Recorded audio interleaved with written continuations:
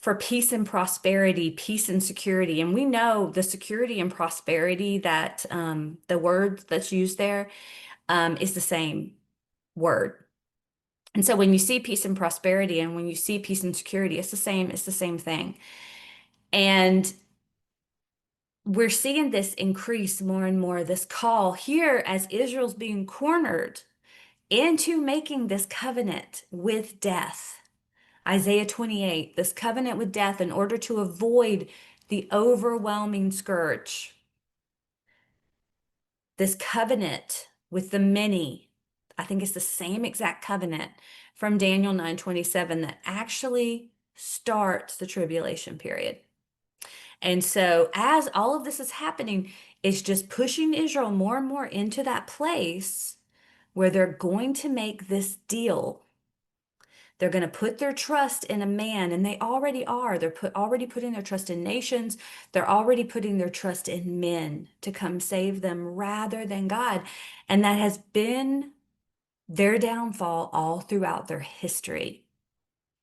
They put their trust in men rather than putting their trust in God. And it gets them in all kinds of trouble all throughout history.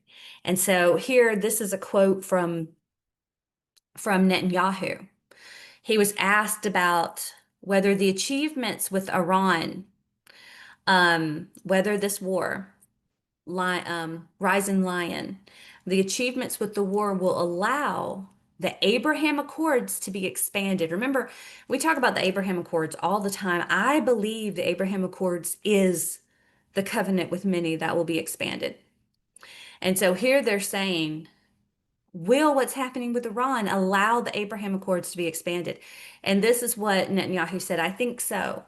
I think extraordinary opportunities will open up here. I can imagine a tremendous expansion of the peace agreements and cooperation that may currently seem imaginary. And I think part of that is he's hoping really for the Cyrus Accords as well. He's hoping for a change in the regime of Iran because that in itself would open up more countries to be able to come in because many countries are afraid of Iran, especially a nuclear Iran. So Israel is already and will continue to put her trust in nations and in a man. You think already what they've done, bending over backwards because Trump is helping them in a way that no president or no other leader has ever helped them before. And so, that right there is shadows of the Antichrist. You see how they are so eager to make very bad decisions to please a man because they're put in this corner. And that's continuing to happen. And so there's going to be a covenant. This will result in them making the covenant and expanding. I believe that's going to be expanding the Abraham Accords. One day it'll be the expansion. And the false peace is going to be short-lived. They're going to go into a time where they feel like, okay, this is a real ceasefire. They'll go into a time where they feel like they actually are at peace. And it's going to be that false insecurity that's going to be interrupted by the Gog-Magog war. When we see Iran come back after gathering themselves, maybe, after getting their strength back, maybe that's what it is. And they come back, but now with Russia and Turkey and it looks like Syria. So they come back and it's this outer band coalition that goes into the northern mountains of Israel. But that, I believe strongly, does not happen until the first part of the tribulation. I believe that happens during the first half of the tribulation. So we see all these pieces on the board right now. We see the Psalm 83. We see Israel being positioned to make the covenant with death. We see Ezekiel 38 and 39, which will happen shortly, I think pretty shortly after the tribulation begins. We're seeing that shape up. Even now on the stage, we see the players being set We see the alliances grow between Iran and Russia and Turkey and Jordan, and we see and even China and North Korea and yeah, and Russia. So we see that those alliances growing too. So here we see, I thought this was interesting because again, we're seeing everywhere, we're seeing this call for peace and security. When they say peace and security, and I used to think, it was pretty ridiculous every time there was a UN, meeting. It was almost like a game to try to count how many times they would say peace and security because they ridiculously go out of their way to say it. But now you don't even have to wait for a bad guy UN meeting. All you got to do is just look at the news. Look at the headlines because they put peace and security constantly, they're putting it there. Here a chance to remake the Middle East with peace and prosperity for all. That right there sounds a lot like the covenant with many. Sounds a lot like the Abraham Accords, redoing God's Abrahamic covenant to remake the Middle East. And here, um, of course, the United Nations. Oh my goodness. Antonio Guterres, he is just horrible. But, he is seeing the escalation in the region as a direct threat to international peace and security. And so we see this continuing to grow, this call for peace and security.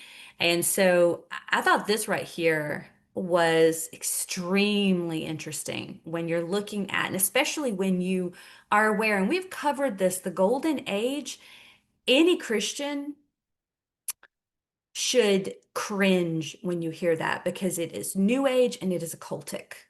And we have covered that.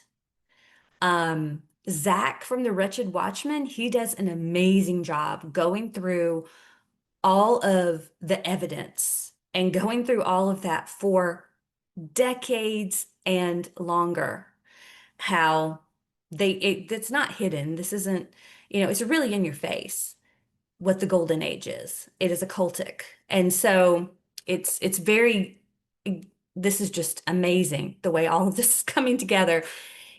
But here we see, now that we have made peace abroad, really, really, we must finish the job here at home by passing the great big beautiful bill.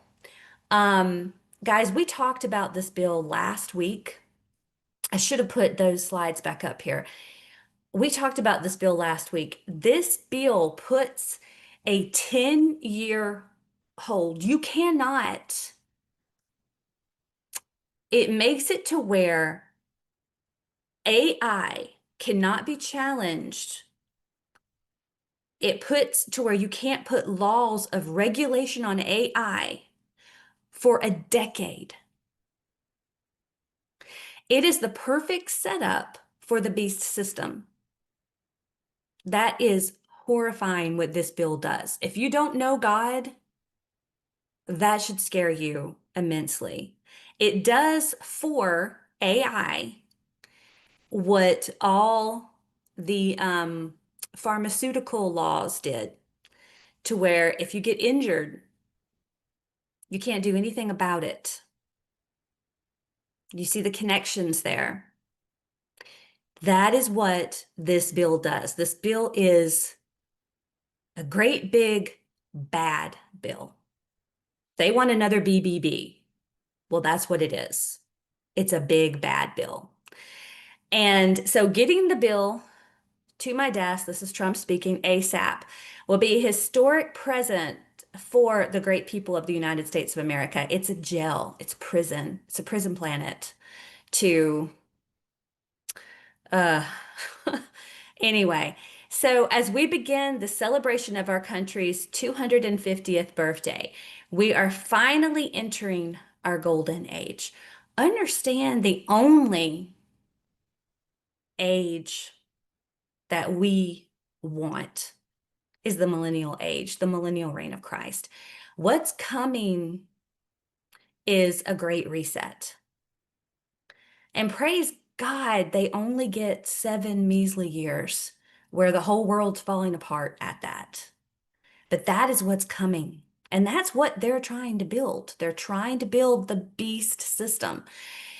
So, which will bring unprecedented safety, security, and prosperity. Again, peace and security. When they say peace and security, sudden destruction will come upon them, not on us, on them. Um, to my friends in the Senate, lock yourself in a room if you must, don't go home, and get the deal done this week. Work with the House so they can pick it up, pass it this week. Work with the House so they can pick it up and pass it immediately. No one goes on vacation until it's done. Everyone must. Importantly, the American people will be much better off thanks to our work together. Make America great again. Um, people need to be aware of how dangerous these things are, but most people aren't. Most people don't have a clue.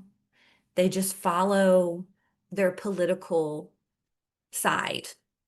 And one political side will hate it just because of him without knowing at all how scary this is from a biblical perspective.